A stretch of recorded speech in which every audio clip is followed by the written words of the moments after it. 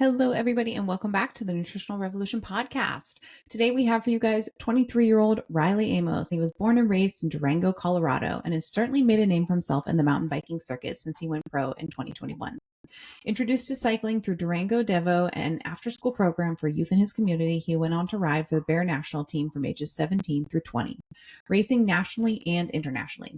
In 2021, he signed with Trek Factory Racing and went on to win 9 World Cups in the U23 category in 2024, as well as earned the title of the U23 Short Track World Champ.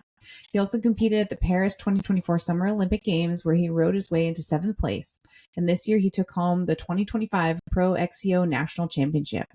When he's not competing across the globe, he loves spending time in his community in Durango, where he hunts, fishes, camps, and spends time with friends. This episode I thought was so fascinating. We will definitely have to be having Riley back because we barely touched on half our bullets, but we went really nitty gritty on some supplement topics, which I thought was really fascinating and appreciated him sharing. So you guys enjoy the episode. I sure did. Hello, everybody, and welcome back to the Nutritional Revolution podcast. We have for you guys Riley Amos. Thank you so much for joining us. Thanks for having me. I'm super excited to be here. We're excited to learn all things nutrition and hydration tips and nuggets from you. But before we do that, I'm going to let you break down your 2 truths and a lie on a fly. He just came up with these people. So break them down for us. Okay. Growing up, I learned to play 4 different instruments. Whoa. Okay. My favorite food is a sweet potato. Ooh. Okay. And I've never been in a car crash or crashed a car. Ooh. Tricky. Okay. Kind of all over the place, but maybe it's enough. These are good. No, these are all good. It's always good when the guest does things that like aren't super easily Googleable. Because we do our homework and we can't find it. Yeah. I was impressed. Okay. Grew up playing 4 different instruments. I'm trying to give myself any tips by your From background. When I was really little through school. Okay. Well, everybody learned how to play what was that flute thing we all learned how to play? Yeah, but that doesn't count. The recorder doesn't count. Hot cross buns is not qualified as an instrument. Okay. Because I guess I could say I played an instrument then. I never thought I did, but I guess I did that. Favorite food is sweet potato. I feel like that could align with your sport because it's just a great carb source. Never been in a car crash. Yeah. Never been in a car crash. That would be great. That would be great if that's the case. Or never fender bender or anything like that. Nothing. Okay. No little tippity tap to somebody's. No. Okay. You're like an excellent A+ driver. Never had to. Mom and dad's car insurance didn't have to get increased or anything. Well, I have got a couple tickets, but okay. This is kind of making me think that the car crash thing is true. I'm gonna go with the instrument one. Okay. Only because I think maybe it's not 4. We'll see what fun stories come with this. If you have been in a car crash or not, we'll find out. Okay, well, you're just coming off of a probably insane season of racing. Are you going to your postseason now? It was a big one, for sure. Yeah. It was a big one. I think it was the longest World Cup season we've ever had. Wow. We had 10 World Cups this year. Wow. Plus World Champs, plus Nationals, plus whatever UCI race would do, plus whatever other small races in and out of the UCI calendar we choose to do. So I think it was the overall longest season we've had. Yeah. Just most high-level races, for sure. 10 World Cups is big, especially when you're all over the globe, mostly in Europe, but Brazil as well, North America, Canada, or USA, Canada, and North America, and then all over Europe. So It was a big season. It was a hard season, for sure. Yeah. It was a hard season. Just transitioning to the elite category, it's just a big jump. I had a really good year last year, so I was kind of just really determined to make that level. And I guess in the past, you've seen a lot of really good under 23 riders make the jump and struggle. Mm-hmm. But you've also seen others have success, and I was just super determined to not struggle, and come into the season flying and do every little thing perfect and level up and make the jump and go fight with the elites. But honestly, I didn't at all. So it's been a really good year of learning and reflecting, and there's been some good silver linings for sure. But it's Yeah. also been a hard year. So Yeah. Yeah. Okay, so for our listeners, maybe because again, we have a big endurance-based audience and some of these maybe are runners or different forms of cycling. For our listeners, can you share with us and them, what do your races look like? What is the typical duration? What's the terrain like? And then definitely we're going to start to talk about nutrition and hydration. yeah, so my sport, cross country Olympic, primarily my job is racing mountain bike World Cups all over the globe. That race is typically about an hour and a half race, 90 minutes. It's a mass start event. So everyone lines up and then the lights go green and we all go. And then there'll be anything from single track, double track, jumps, rock gardens, uphill features, downhill features. On a loop, it's anywhere from like 8 to 12 or 13 minutes. And we'll race that for an hour and a half. So that's kind of the loose constraints, I guess, of our racing. But I mean, we get a ton of different course variety all over the world, from faster, high speed courses, maybe slower, technical, steeper, more climbing races. And then we also have the short track race, which is kind of like a weekend opener style event on usually Friday or Saturday before the main cross country event that determines your start position for Sunday. So that is a 20-minute race, super short, high speed, tactical racing. Normally only the top 40 UCI ranked get entered into that race. And then the top 24 from that race is the first 3 rows called up on Sunday for the main event. So with each World Cup, we'll have a short track, cross country, and then we'll also race like nationals, world championships, and then other XCO Olympic events throughout the year, sprinkled in here or there to kind of collect points or work on the form at different points throughout the year as well. Wow. Do you have a favorite course you've raced to date? Man, I feel like that answer used to be clear, but now I've done so much racing and so many different courses that it's not super easy to decide, to be honest. Yeah. I think this last World Cup we finished with in Mount St. Anne is just such a classic, awesome course. There's just a ton of really technical riding, great features. It's beautiful there. It's just a really well-rounded course that demands a good technical rider, so I really enjoy that. I really enjoy Val di Sole as well, like kind of for the same reason, I guess a bit techy, more awkward, and just like takes a lot of finesse to ride it well. Yeah, I really like Andorra too. It feels a lot like where I'm from in Durango, kind of a higher dry climate, a little bit of altitude, lots of natural instead of just man-made features. So I love all the courses that really encompass a good mountain bike rider and not just like really simple fitness-based course racing, like a lap where you see, you know, maybe the road riders that come in like Tom Pidcock or Vanderpool, like something like that really challenges them more because like obviously they have an amazing engine developed on the road, but the non-quantifiable aspect of mountain bike racing, the skill aspect is really what I think is like special about our sport still. And so anytime when you can really create time and make positions or put people under pressure from that, and takes a lot of skill and a lot of what's the word, a better way than saying like it takes some balls to get around some of those tracks a little bit, you know. I think you can swear on our podcast too, by the way. I don't swear much, but I'm pretty There's sure got to be a better word for it. So that makes me think of so many different things from a nutrition lens. The technicality of it, obviously you need to have high level of focus to be able to react or take the right line or get over a specific obstacle like well. Do you utilize or have you found anything that you feel like really helps like keep you focused in a race, whether it's supplemental or just making sure your fuel's timed properly? Anything? I mean, that technical aspect, maybe not so much like nutrition based, but I mean, anytime your nutrition's lacking, right, you're not going to be as sharp, you're not going to be as clear or focused. So like for sure you have to be fueled well and topped up, and then also present mentally and not over your limit too much. So you have to really have just everything in place, right? You know, to keep that focus and control. Yeah. Do you utilize caffeine at all when you race or before racing? I do. And I actually, that's a good point to bring that up, to be honest, because I will find that because a lot of times we actually race in the afternoon, like early afternoon, around like 2, 3 p.m. And I don't know, I'm sure you've experienced like if you're up early and you have a good productive morning and that 2 to 3 p.m. rolls around, it's kind of sometimes a little bit of a brain Yes. crash or brain fog in a way. Yeah. So a lot of times for sure, I will utilize caffeine to kind of wake back up or wake the brain and body back up a bit Mm-hmm. before the race. So I'll like pre-caffeine a little bit and then also bring some caffeine towards the end of the race to help with that Nice. fatigue a bit and that muscular fatigue. Yeah. What products do you like to use for a caffeine source? Yeah, we use Martin with Oh, Trek, yeah. and I'll just use their caffeine gels a lot of times, or Yeah. just honestly have a cup of coffee before Yeah. my warm up. Have a cup of coffee before my warm up, and then caffeine gel in the start or caffeine gel in the race. Mm-hmm.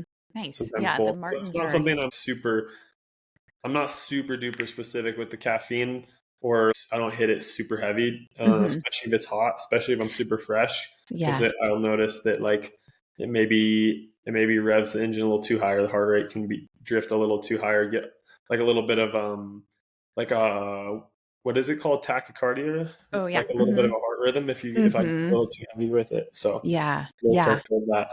That's smart. Yeah, the Martin gels give you a good caffeine punch compared to a lot of other products on the market. I think there's only one other product that's higher than Martin with caffeine, but yeah, it can Well, they're only really be. 100, I think, but Yeah, Martin's 100, and then I think is the SIS or somebody has like 150 or something like well, that. their I've seen nootropics gels I think are 200. 200. Yeah. I heard a crazy story the other day, actually.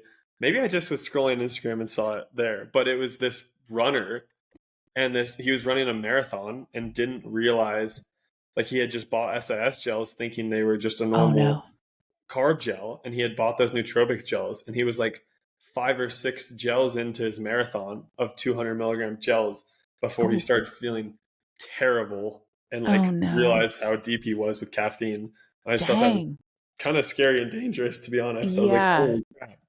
It's like a I thousand don't, milligrams of caffeine or something. yeah, I don't know what number it starts getting really dangerous at, because I've definitely heard of plenty of athletes and even road guys, mountain bike guys, like hitting it pretty hard, like six to Mm-hmm. 800 milligrams. And to me, that I think I would just like go crazy, jittery anxiety. Like it definitely Yes. affects me. But Yeah. Yeah. You have to know how you respond to it. There's some ultra runners, I think, mhm.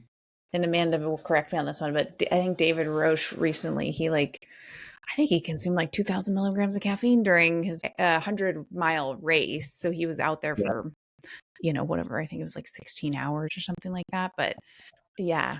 Yeah. Well, and the So, half life is not super short too, right? So you're going to carry a lot of that for a while. oh yeah, he's not going to sleep for like days, I don't Yeah. think.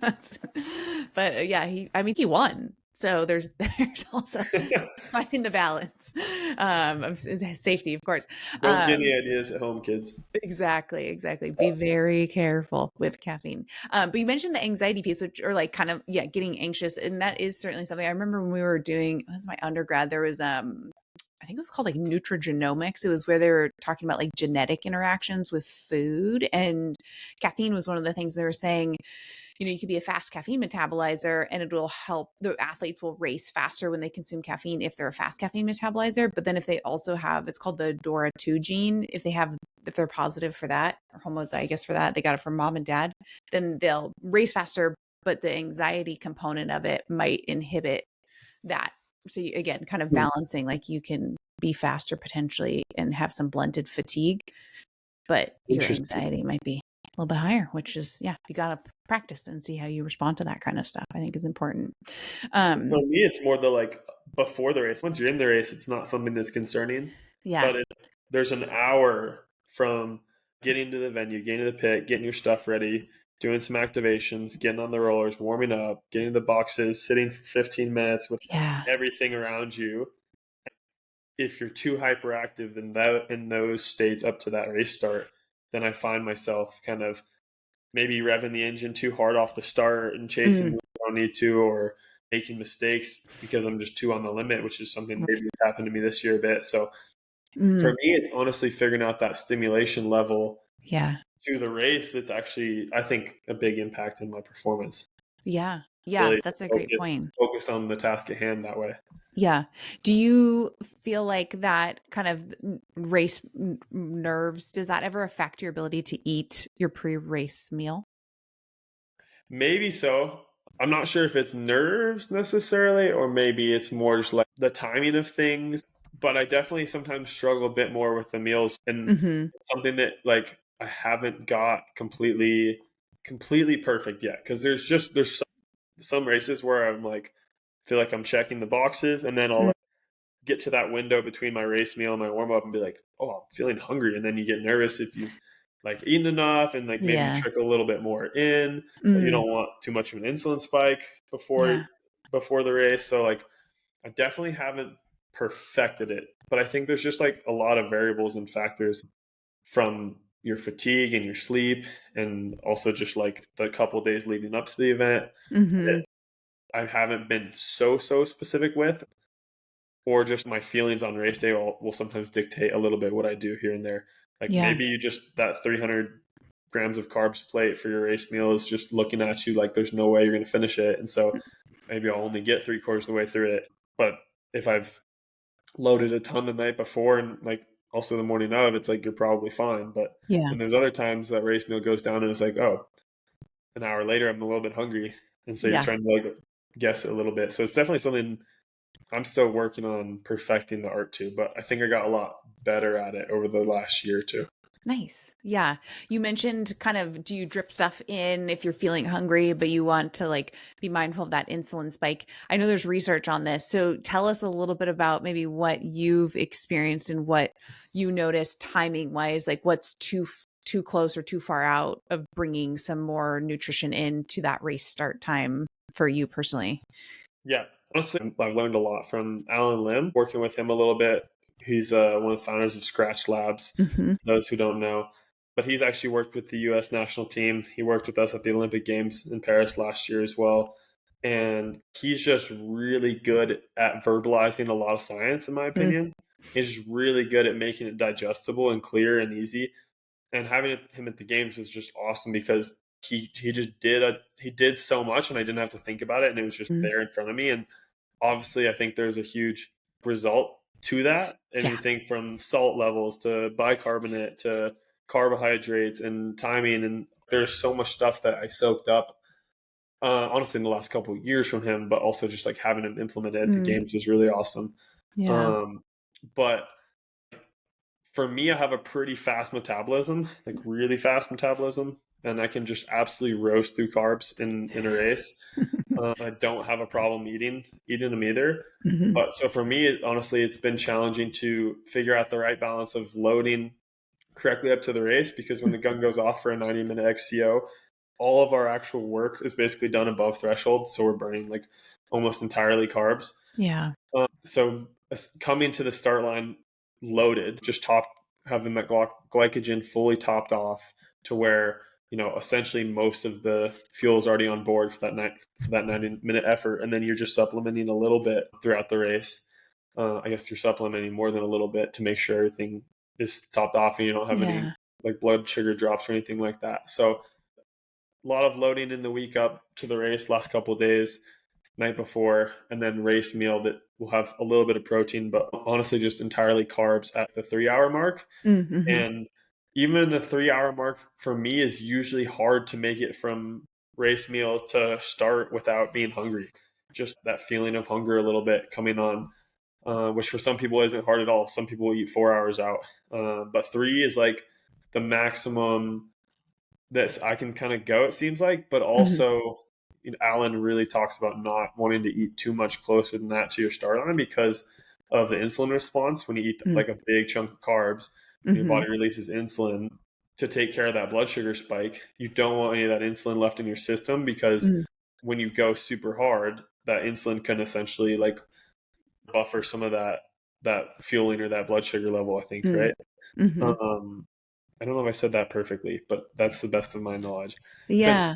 there's like this phenomenon, if you're adding a bunch of fuel close to that start line and you Hmm. jack blood sugar, and then your body releases insulin to kind of tame it, and then the gun goes off, that insulin's kind of prohibiting you from pushing and getting that fuel directly to the muscles. There's been a couple studies, I think Oscar Jukendrup did one of them, where they looked at timing of, I think it was 30-gram carb gel before the start of a race. And they had, I think they broke them up into three groups. It was like you either consumed it 15 minutes before the race, 30 minutes before the race or 45 minutes before the race, and they monitored their blood glucose response and how they felt during, I think, like the first 20 minutes of the race. And the participants that consumed the gel 45 minutes out, they had a blood glucose peak, but then it crashed like well before the race start. And then the 30 minutes, they also had a blood glucose peak and it still crashed before. But the 15-minuters were getting that blood glucose rise like right when they were starting to push. And so they were saying that that helped like provide an additional source. But that is interesting, the insulin component, right? Because eventually it's going to be released if blood glucose is elevated. So my pre-race is essentially that now because of working with Alan. So like the 3-hour mark, the big meal, and then if I need to eat anything because of feeling of hunger or during my warm-up just adding a little bit, I'll just eat no more than like 20 to 25 grams at a time, so that I'm hopefully not getting that insulin spike. And then I'll get to the boxes, get called up in the start boxes, like 5 minutes to start, I'll eat that caffeine gel that's like 40 plus caffeine, so that you're getting that blood sugar. Well, we've already started. Yes. Yeah. That's kind of what that looks like now. Yeah, that's great. Okay, so now I also wonder with how you mentioned with the placement, right? Like you do that 20-minute race initially to get placement for was it the next day's race? With something so short and fast like that. Are you doing sodium bicarb? Are you doing anything to help with that like full gas effort? Yeah, I've used sodium bicarb quite a bit, and I've used it for short tracks and I've used it for XCs like for the last 2 years pretty consistently. Nice. But I'll talk more about it in a sec. But I'm thinking about pulling back from it a little bit, especially for like the XCO races, because I think there's definitely quite a bit of research in those short efforts, it being super beneficial, and like buffering that lactic acid for those really intense efforts. And so yeah, I've used it the last 2 years a ton, and I think there's something to be said with it for sure. But I've struggled a little bit. We talked about this loading, and I've struggled a little bit with this overall loading of, you're loading a ton of carbs, you're adding sodium, you're adding fluids through your warm up, right, and through your race, and then I'm adding like sodium bicarbonate as well, and between the time frame of short track and XC and all of that stuff, I've actually struggled with the inconsistency of like quite a bit of bloating for the XC race. So the bicarb is so sodium heavy, and so much of it in the course of kind of a short period between the two races. It'll be anywhere from 24 to 48 hours. Sometimes we'll race back-to-back short track XC, like Friday, Saturday. Sometimes we'll race Friday, Sunday. So it differs a little bit World Cup to World Cup and what the schedule is. But I've actually, this year, especially struggled with a little bit of like some over bloating. Just I feel good and feel pretty strong, but I'm just carrying a shit ton of fluid, just super heavy. And so you can just see it and you can feel it. And then like it takes time to lose it throughout the race. Right. And it sometimes, even if I'm too bloated, it kind of makes me feel a little bit blocked up. So I'm still trying to suss out a little bit of like how to get it all perfectly right. Cause we're chasing so much like micro gains. And I think at some point it gets pretty complicated trying to chase the micro gains, especially with 2 short races and recovery and fueling in such a close window sometimes, that I'm thinking of dialing back the bicarb quite a bit like C race, because the science isn't necessarily support that kind of effort quite as much. And yeah, I've struggled a bit with the overall like sodium bloat from it. Yeah, I've heard that with the bicarb. Advice for me as well, but it's mixed in the peloton a little bit for stuff like that. So yeah. It's weighing those kind of pros and cons, right? If it's the weight you're feeling that and having to move that is costing you more energy or slowing you down, then kind of weighing that out from a placement lens. I feel like you could. Do you utilize beta-alanine? Because that's going to be it's a lactic acid buffer, but in a different, one of them's within the cell and the other one's outside of the cell, lactic acid buffering. And I'm going to mix up which one does which, but do you use beta-alanine for?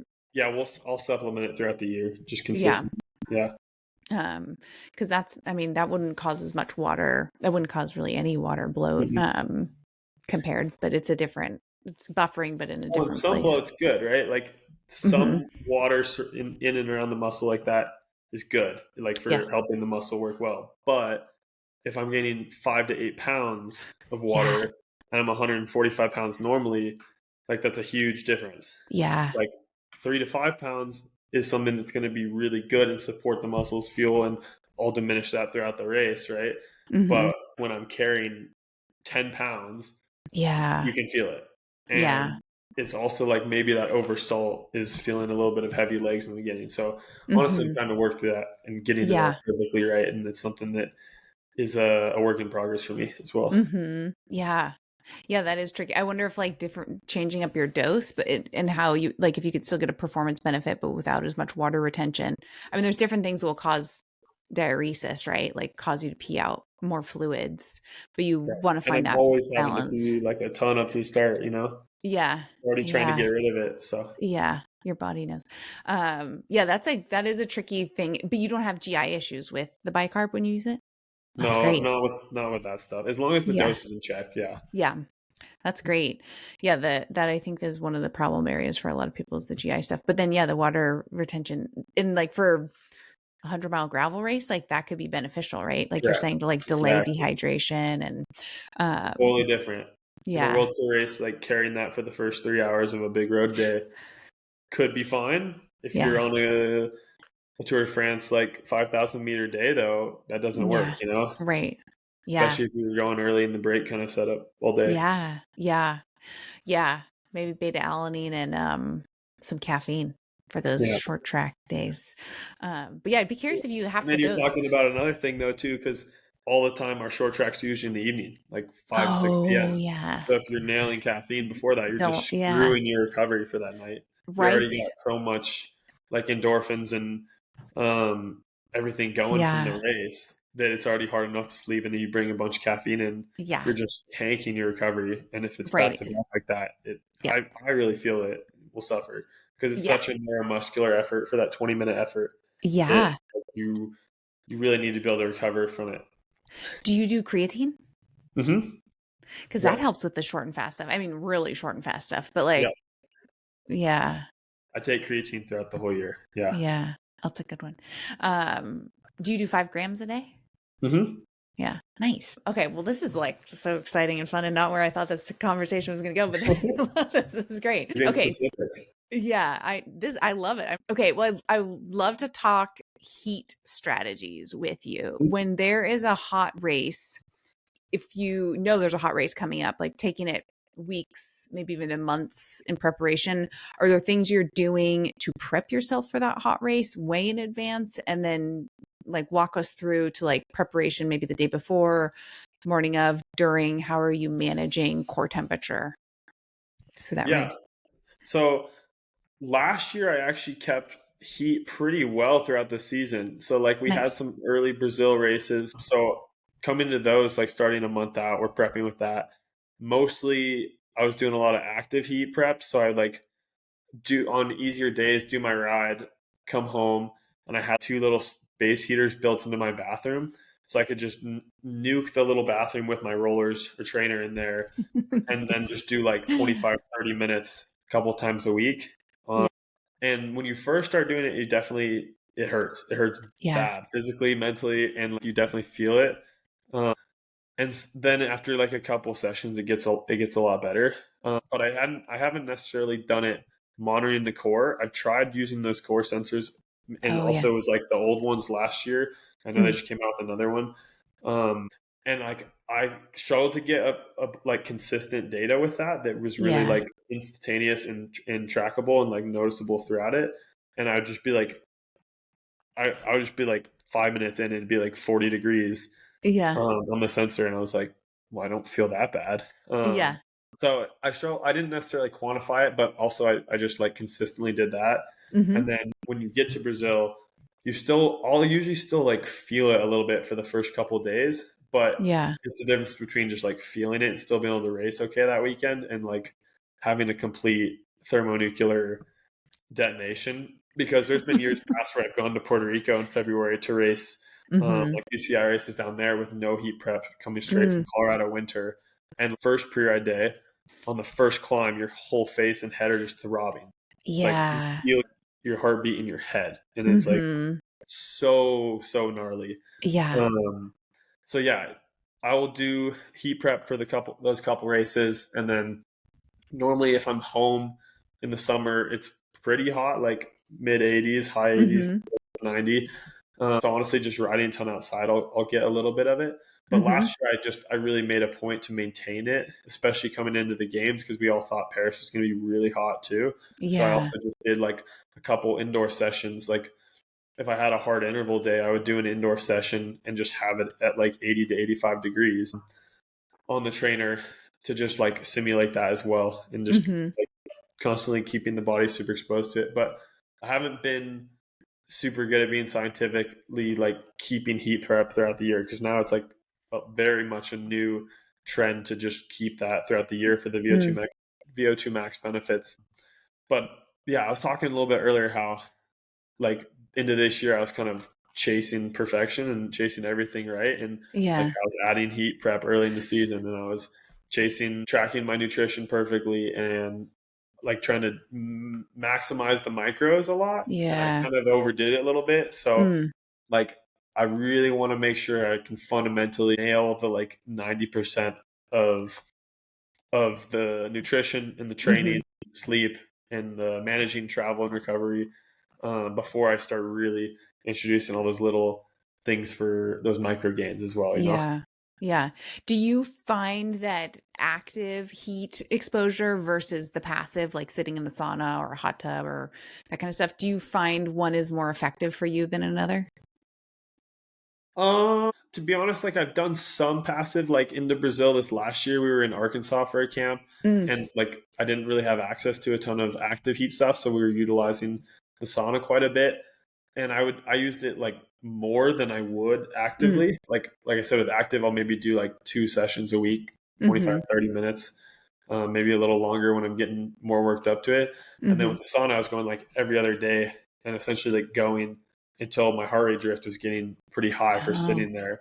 Like I yeah. would get in there at 80 beats a minute, Mm-hmm. um, and it would be like 120, Mm. 130 in like 15, 20 minutes. So I was just doing that consistently in the Brazil, and it seemed to work pretty well. Nice. But I think with the like passive, you got to commit more time to it based on what Yeah. I've heard and seen. So like if you have a sauna, just consistently using it every day for 20 plus minutes, you're going to get heat acclimated. Mm-hmm. Um, but if you're an athlete, that's like looking to just prep for an event, you can get pretty heat acclimated in 2 weeks, Mm-hmm. or 2 to 3 weeks with just like two, maybe three sessions of active a week with 25, Yeah. 30 minutes. So like, I think as far as time goes, I think you can get a better acclimation to it with the active.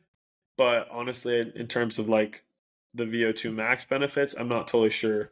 Yeah. You're going to have to maybe hit me with some science on what's actually Dig better into and the literature. more. I I Um, have not seen anything yet on the VO2 passive versus active, but I have heard from some female cyclists at the high level that I think they were saying that the passive was didn't feel as effective for them. The active was yeah. more. So Well, maybe they're it's just a mental thing too. Like you get yeah. used to that feeling of pushing yourself a little bit Yeah. with the heat, and you're training Yeah. the body, but also your mind, that you're used to it. And if you're just sitting there for a while and then you go Right. to the event that you've been working up to, and all of a sudden have that feeling of pushing yourself in the heat and it's foreign, maybe that is a little bit of a constraint, Yeah. you know? Yeah, and some athletes too, they see the sauna as like a relaxation time, which is obviously a totally different stimulus for your body when you're racing, right? Mhm. So people go in there and stretch and like read a book or listen to an audiobook, and it's like very zen. But yeah, You're probably not getting it what you need if you're enjoying it. yeah, At least for me, like I got to be dripping and not want to be in there yeah. anymore at the point of where it's getting the adaptation, you know? Yeah, your brain and body are telling you, yeah, Yeah. it's time to get out. So, are you doing? You talked about obviously the water retention that comes with the sodium bicarb when you're doing that for the short track stuff. Do you, if you're not doing that, do you ever do any like acute hyperhydration or extra fluids in the like 24 hours before a race that's going to be in the heat? Um, I wouldn't say like super far out, but Mhm. definitely like up to the race start. And then we always, if it's a hot race, are utilizing ice. So ice vest on the warm up, ice vest right up to the start line, ice socks, literally just pantyhose and ice in the pantyhose, like ice socks down the neck, up to the start line. Start with a fresh ice sock, maybe even get an ice sock feed mid-race because we actually have feed zones on our race that we see at least once per lap. So like sometimes we can feed that down the jersey with that, make the water really cold in the bottles you're drinking. We'll even get a dump bottle as a second bottle in the feed that's ice cold to dump on yourself. So like even if it's really hot, we have a lot of measures that we're using to actively cool the body. Like in Brazil, it was high 80s and they opened up a second feed. So normally we only have one feed zone a lap, but the temp's a certain temp, they'll open it up to 2 feeds a lap. And I was taking a full like ice cold dunk bottle every half laps, every 4 to 5 minutes over the body with the cold water, racing in that. So that usually works really well. Like if you have the access to all that, you can keep the core pretty good over the neck, over the like chest, core, and legs, just like constantly keeping it down. That way. Do you notice a difference in what your heart rate is doing when you start with the ice vest versus not? Not necessarily. I mean, I'll definitely usually run higher heart rates in the heat for sure, but not necessarily quantifying like what the ice specifically does to it. Yeah. It is a fascinating area because obviously in more races, there's more access to it. And there's usually, I mean, it's a pretty noticeable difference when you have the experience yourself of like getting that on you when you're that hot. Your perceived effort is like, it just, totally changes. But I think it's a really cool area to control the core temp. Do you change the fluids or electrolytes too during the race? Yeah, I'll definitely take on more sodium during the race. I'll pre with a little more sodium because like if it's cold, you'll just retain more salt and water versus if it's hot, you're actually just really needing it and utilizing it. So I will add a little extra in the pre, but a lot extra in the during for sodium. And have you had your like sweat levels tested, your sweat sodium levels tested? Once, yeah. Cool. And I'm based on it just one time. I'm not sure how accurate it is. I use like one of those Gatorade sodium patches. But I got rained on in the last bit of the ride, and so like I don't know how much that affected it too. And then it was like I screwed up the other one because I got like a 2-pack. Oh The second no. one I totally screwed up. But it was like I have a low sweat rate but a high salt content. Oh yeah. But it's funny though because I'm not a salty sweater. Like I never will really see it on the face or the jersey ribs, and like there's a ton of people I know in Reddit or whatever that you just like see it and it's crazy, like crust on the face, on the bib straps, on the jersey. And you just see it in a 3-hour ride. It's crazy, but I'm not like that at all. Interesting. And I have to this day, knock on wood, I've never muscle cramped ever in a race. That's awesome. Yeah. So you're doing something right. With I don't know if it's genetic or just the salt content already taken, but overall I do pretty good with the salt and cramping related. That's great. And are you getting the salt from Martin or are you adding additional salt into that stuff?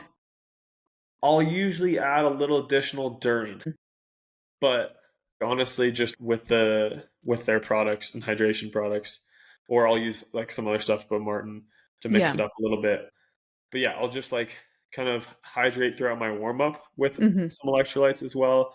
Obviously, we're already holding a ton of salt from the bicarbonate, like 2,000 plus milligrams from that. And then, hydrate through the warm up and then drinking hydration mixed through the race as well. That has calories. Nice. Yeah. What do you try and target from a carb intake per lap or hour? How are you looking at that when you're getting your bottles set up for the race? Yeah. So I'll usually run my bottles. I'll just run half bottles because like I said, we see the feed zone usually once a lap. Sometimes I'll pit, sometimes I won't, depending on group I'm with, riders I'm with. Like using it is a bit of a strategic advantage or not, depending on where we are in the race. Sometimes it's really nice to have the wheel and you'll skip a feed or not. So I'll run half bottles. So I normally have plenty for at least a lap, if not 2, but it's also not too heavy, with about 40 grams of carbs in the bottle, somewhere in the, I don't know, maybe 250 milligrams of sodium in there technically range. And I'll drink that throughout the race, but then we're also presented like a dump bottle a lot of times as well. So that's what I'll drink during the race. I'll usually warm up and drink a half bottle. of like a hydration mix, a little bit lower carbs, maybe like 30 grams of carbs, more electrolytes there. And then I'll also take in another anywhere from 80 to 120 grams during the race in gels. So wow. like I'll usually, I guess it's just easier to walk through that from the beginning. Yeah. But race Walk us meal through 3 it. hours out Yeah. will usually be like 2 eggs, rice, and my secret as of late has been a little ketchup on top. Oh, Eggs, rice, yes. ketchup. So maybe a little bit of a weird build, but to be honest, when you eat it so much, it's so Yeah. hard to stomach it. But Ever. that's been my newest thing. That's been really Mm-hmm. good. Then maybe if I need a snack, I'll eat like some sort of sports bar, or some sort of sports gummies, like no Mm-hmm. more than 25 grams at a time in like a 30-minute period. Not spike anything there. Mm-hmm. Warm up with the hydration bottle. It's usually a 30-minute warm up. Get to the boxes, the call up boxes. Sip on that hydration bottle a little if I need to, if it's hot, but you're usually standing around for like 15 minutes. And then 5 minutes to start. Martin 100 milligram caffeine gel. I think it's like 25 grams of carbs plus the caffeine right there. And then usually like 20 minutes into the race, take the first gel, 40-gram gel, Mm-hmm. and then like 40 to an hour another gel, and then like hour 10, hour 20 another gel to bring it home. Nice. Yeah. Because you're Wow. loaded a lot for that first hour, but then you want to make sure you're not dropping for the last half hour. Yeah. So you're getting a 25-gram gel almost every 20 minutes, and then you're getting carbs from drink mix intermittently too, it sounds Yep. like. So I'll probably drink a total of 60 to 80 grams of carbs throughout the race in liquid form, and Wow. then take anywhere from 80 to 120 in gel as well during. That's amazing. Plus In that 90 gel on the minutes? front end, and I'll still like totally lose the body mass by the end of the race. Wow. Yeah. So But is based on my metabolic testing that I've done in the lab, like my above threshold carbohydrate utilization is like 330 an hour, nice. which is Wow. kind of insane. That is insane. So in a 90-minute race, you're taking in, what does that add up to? Like 100 and Little what's over like 180 to 200 usually. damn. Yeah. That's impressive. And it's like sometimes I'm taking those first 3 gels in the first hour because I just like feel it. Like I Yeah. need it. I need it. I have the Yeah. opportunity to eat it with the racing. And then there's other times like with the race course or the dynamic of the race, I'm not able to, but I will always carry those 3 40-gram gels with me. Yeah. Yeah. Wow. That's really amazing and impressive. Like, I think this is really important for our listeners to hear. Obviously, this is in a racing scenario of 90 minutes all out effort that And you're you have doing so this. much like you have maybe heat stress as well. You got emotional, physical Yeah. stress as well. You got recovering from maybe another race as well. So Yeah. there's lots. Your body just runs rich in those Yeah. situations. You know, like there's Yeah. all these external, physical, emotional factors. You're warming up. You're using energy in your warm up. You know, that's probably a 200 kilojoule effort in the warm up. You know, so Mm-hmm. it's like there's all these little things up to the start that are drawing on it that you got to make sure the gas tank's topped up. Yeah. Yeah. That's amazing. Okay. So now I now have a, what happens when you go into postseason? Like your body's trained for all these carbs at a very frequent interval feed. Do you shift to any more like real food fuel, or how do you change your like training nutrition when you Yeah. go into your postseason?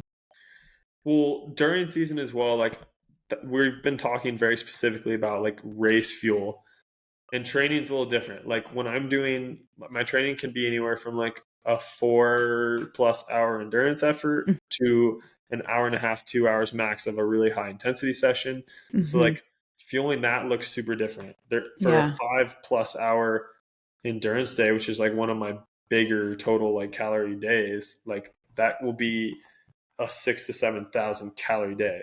And Yeah. if I'm riding at endurance intensity, I'm still using a lot of fats. And so you need a lot of carbohydrates, and I'll eat a ton of carbohydrates during, but that Mm-hmm. pre in the morning might be a 1,500 calorie breakfast with 120 grams of carbs, but also 50 grams of fat and also Yeah.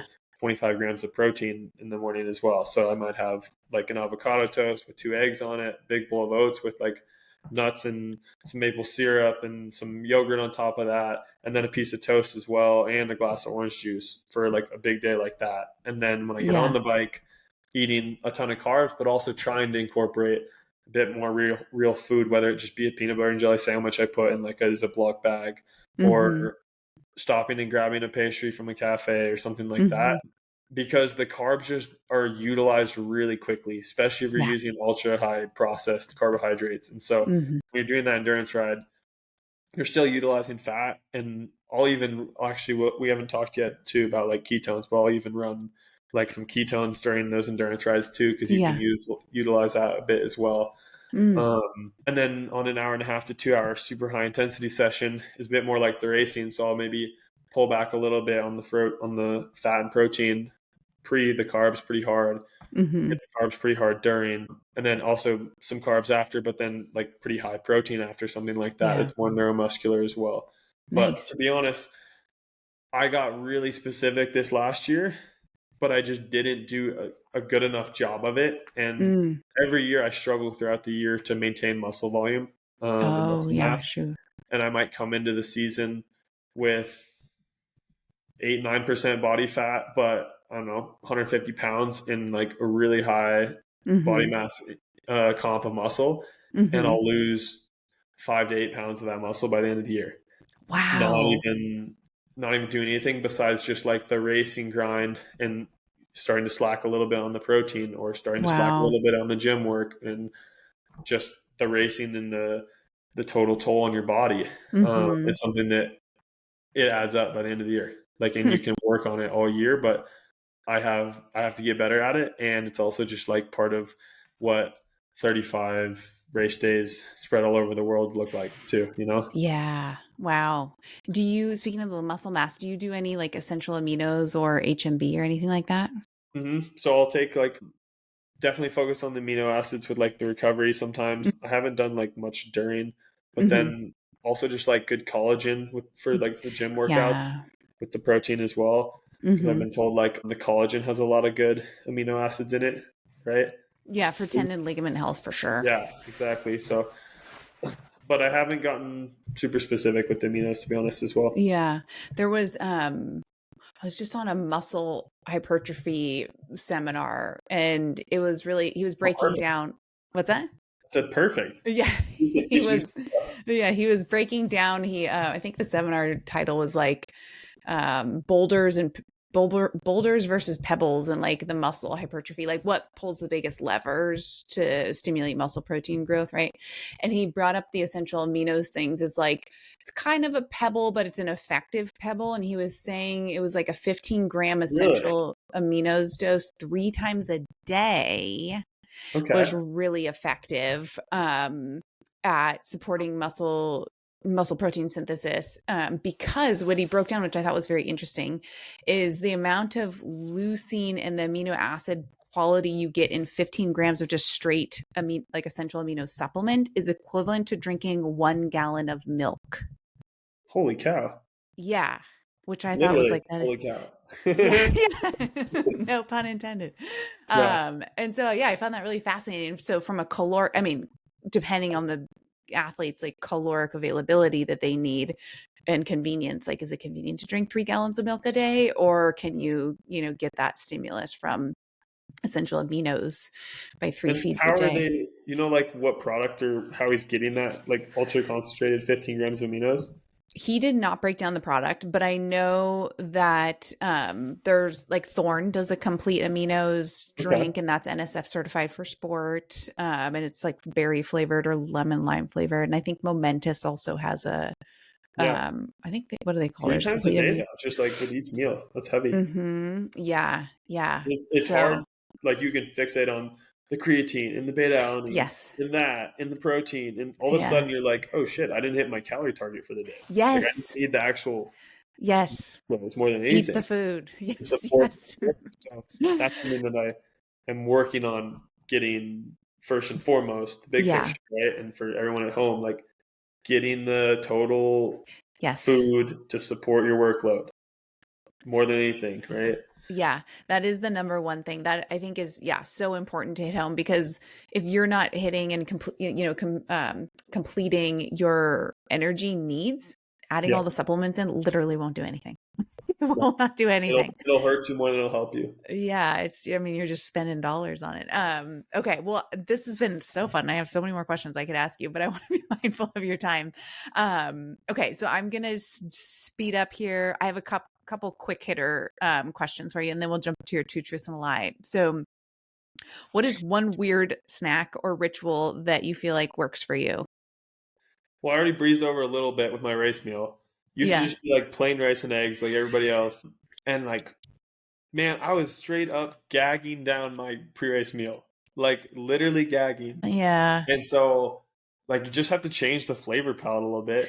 And I just started Mm-hmm. tossing some ketchup on there because I was just looking around what sauces Yeah. or hot sauce or whatever, but I didn't want to put a bunch of hot sauce before the race. And Yeah. so I tossed some ketchup on there and it was so good. So that's probably my weirdest one.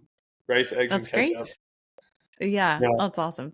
And then what's one product you thought you needed but ditched? And this doesn't have to be nutrition related, but Thought I needed but ditched. Um. Well, that's a good question because I mean, I don't know if I mean, I haven't like purposely like ditched anything necessarily. mm, Like I ditched a little bit because I just wasn't having. I was just like losing weight. I talked a little bit about like I ditched the perfectionist mentality a little bit for the mm, just macro mentality. yeah. Um, like I was literally just making sure I had everything, had my checklist every day of beta, the protein, like Mm-hmm. aminos, literally like all the supplements, like straight up like a toolbox. Mm-hmm. I thought I was going to be zero to hero, right, with that, and it's Yeah. just like I had to just like take a little bit off in order to focus on making sure I'm fueling everything first and foremost, and just like Yeah. eating every sense of hunger. Yeah. Um, but yeah, I don't think besides that, like maybe I'm like I said, I'm gonna ditch the bicarb a little bit, especially for the XCO Yeah. races. It's just too much. The bloating's been Yeah. hard. The sodium levels too much. So like Yeah. I'll probably be a bit more sparing with the bicarb in the future. Yeah. That makes sense. And then last one, what is your best 60-second fueling pep talk for a listener racing a 90-minute XC this weekend? Um, just eat a ton. Eat a ton before. Night before, put a big old plate of rice, pasta, and potatoes that is maybe a little more than you think you could eat, and just like sit at the dinner table until you are done. And then Yeah. maybe that's a little overkill. That's a little over the top. But Yeah. yeah, just eat when you're hungry. Really support it. Yeah. Good pre-race meal night before. Good solid Yeah. breakfast. Good pre-race meal. You don't have to be afraid of it for sure. Yeah. Just I think with you're anything with any work, you're just supporting your work, right? Yes. Yeah. I think when people are definitely afraid to do it at first. And then when they do it, like a higher carb, in the lead up, and then they race, they feel that noticeable difference. And that kind of eventually wins them over. But it's fearful, I think, in the beginning for a lot of people. Yeah, for sure. All right. Two truths and a lie. You said you grew up playing 4 different instruments. Your Yeah, favorite food is a sweet potato, and that yeah. you've never been in a car crash. I said that you did not grow up playing 4 different instruments. And I thought that was a lie. Which one was the lie? It was a sweet potato. I don't like sweet potatoes. Oh, oh Yeah, no. there's only two Rice and foods eggs. that I guess. Yeah, I mean, sweet potato is one of the only foods. Like, I'll eat it. I'll literally eat anything. Yeah. I'm just a seafood that I see it and I'll eat it. But Yeah. I'm not gonna choose to put sweet potato on my plate. Yeah. Yeah, I hear you. there it Okay. is. But you did play 4 different instruments? Mm-hmm. I What did I you play? I like played piano when I was super young. I like played violin a little bit in school. Um, I tried to learn guitar, and then I played drum set a ton Whoa. through like middle school and high school, like just like drum Wow. set in the band. That's So great. yeah, And then you have never been in a car crash. That's great. no, and it's a joke because my brothers had quite a few fender benders, and I have not. So Are you I'm the not going youngest? to throw him under the bus on this, but I kind of just did a little bit. Yeah. Are you the youngest or? I'm the oldest. Yeah. Oh, you are. Well, Yeah. that's good. You set a good example. No, That's good. but Kind yeah, of. Yeah. You tried. You tried to set a good example. creative. Maybe it would get somebody, but Yeah, no, these are good. These are good. You think if you want to ride a bike fast, maybe you will drive a car fast, and that might mean car accidents. You never know. the Okay. tickets. But Yeah. all right. We'll keep that on the DL. Yeah. Okay, where can our listeners find you, follow you, all that stuff? On the gram, and then I've been working on a little bit of YouTube stuff over the last year. So I Sweet. got a couple cool little short videos and a little documentary from the 2024 season that was turned out pretty cool. Go check it out on YouTube. Check it out Sweet. on the gram. Yeah. That's it. We will Simple. link your gram handle and the YouTube as well in the show notes for the listeners, so they can go and follow you and watch and check out all your stuff. And then, yeah, thank you again so much for joining us, Riley. This has been awesome. Thank you. Appreciate it. Really appreciate the opportunity. It was fun.